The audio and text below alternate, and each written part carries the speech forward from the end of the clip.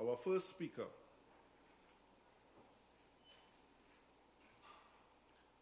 Mr. Angus Young. He is the Chief Executive Officer of NCB Global Finance, who is our sponsor here today.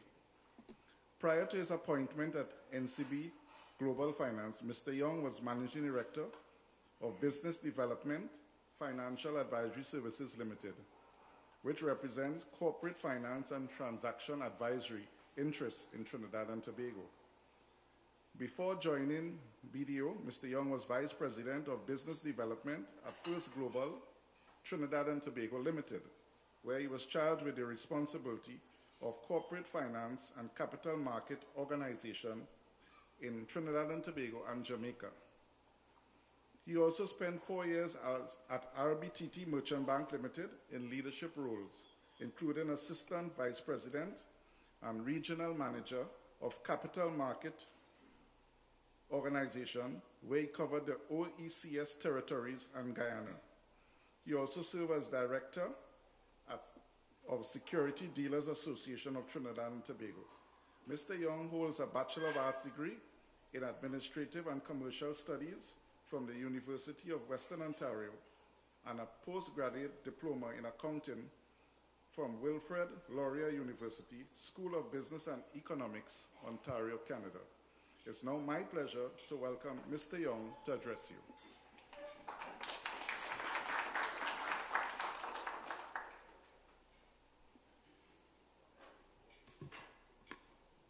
Thank you. Good morning. All protocols observed. 72 hours ago, we may have entertained a thought that geopolitical issues involving the superpower nations perhaps made the Caribbean appear as one of the more stable regions on the globe. On Wednesday, 23rd of January 2019, President Donald Trump officially recognized opposition leader Juan Guaido as Venezuela's legitimate president. A defiant Maduro appeared before throngs of supporters to accuse the United States of backing an attempted coup. He announced that he was cutting political ties with the Americans, with Washington, and gave all American diplomats 72 hours to leave Venezuela. China, Turkey, and Syria have joined Russia in criticizing the United States for recognizing Venezuelan opposition leader Juan Guaido as the South American country's interim president. However, on the other hand, to date, more than a dozen other countries have followed the United States in welcoming Guaido, including the United Kingdom, Canada, Brazil, Costa Rica, Argentina, Peru, Colombia, Ecuador, Chile, Spain, and the Organization of American States. So I'm just going to give a brief synopsis of things that were running through my mind in the last 72 hours where this is concerned, because it's 7 miles off our shore. Maduro is in bed with Russia. Russia recently placed 2 nuclear bombers in Venezuela that, by the way, can travel quicker than the light of speed. This is 7 miles off our coast. Perhaps because the US may be considering invading Venezuela, Guyana, which is next door to Venezuela, is home to huge US investment via ExxonMobil. Keep in mind that Venezuela's Navy have confronted Exxon ships recently who said they were in Guyanese waters exploring, and who the Venezuelan says they weren't. Trinidad, at the moment, can't meet our obligations under gas supply contracts, and we need Venezuela's gas, and via Royal Dutch Shell, a gas pipeline will be built, and the government of Trinidad and Tobago and the government of Venezuela have signed a G2G gas supply agreement with Venezuela. Keep in mind that Trinidad was also once the 4th largest producer of LNG and once supplied up to 75% of gas to the US East Coast, but that is no longer due to the shale gas revolution. Trinidad is also a major transshipment point for narcotics heading to the US, and a major source of ISIS recruits via Turkey. I once thought Turkey was a US ally after following the Khashoggi incident. Turkey supports President Maduro in this instance, and China has replaced the US in the Caribbean with respect to funding and influence. China supports President Maduro. I think that this is a new normal, and Trinidad and Tobago will be affected either directly or via contagion. To what degree, I don't know, but we do not exist in isolation. Now, I share this just to drive home the point that amid all this chaos, which goes way beyond our shores, life goes on, opportunities continue to arise, and investment takes place. There's always opportunity in crisis.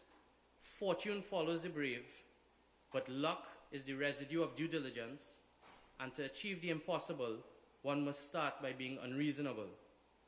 As Will Smith says, being realistic is the most commonly traveled path to mediocrity. Now, let's zero in on home now. And despite all the above-mentioned geopolitical issues, at the moment, there are close to $1 billion in transactions on our doorstep in the financial services sector alone. The three transactions that make up this $1 billion are the NCB Financial Group's public bid to acquire majority control of Guardian Holdings Limited. That's worth $207 million. Republic Bank's acquisition of Scotiabank's operations in the Eastern Caribbean, St. Martin and Guyana. That's worth over $120 million. And the acquisition of Sagicor by a Toronto-based publicly traded fund. That's also a couple $100 million. So going forward, in my humble opinion, the region is likely to be dominated by two indigenous groups, one based in the South Caribbean and heading north, and one based in the Northern Caribbean heading south. In similar fashion, one is an investment-grade institution and pushing towards non-investment grade territories, and the other is not an investment-grade institution, but heading into investment-grade territories.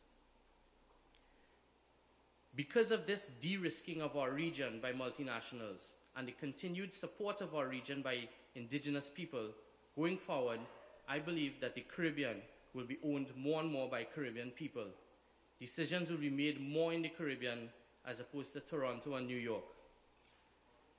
The NCB Financial Group is at this point the most profitable financial institution in the English-speaking Caribbean, with assets of circa $8 billion, with a capital base of circa $1 billion, and as of September 2018, our fiscal year end, we would have declared circa $212 million after tax, with a ROE, return on equity, of 22.7%.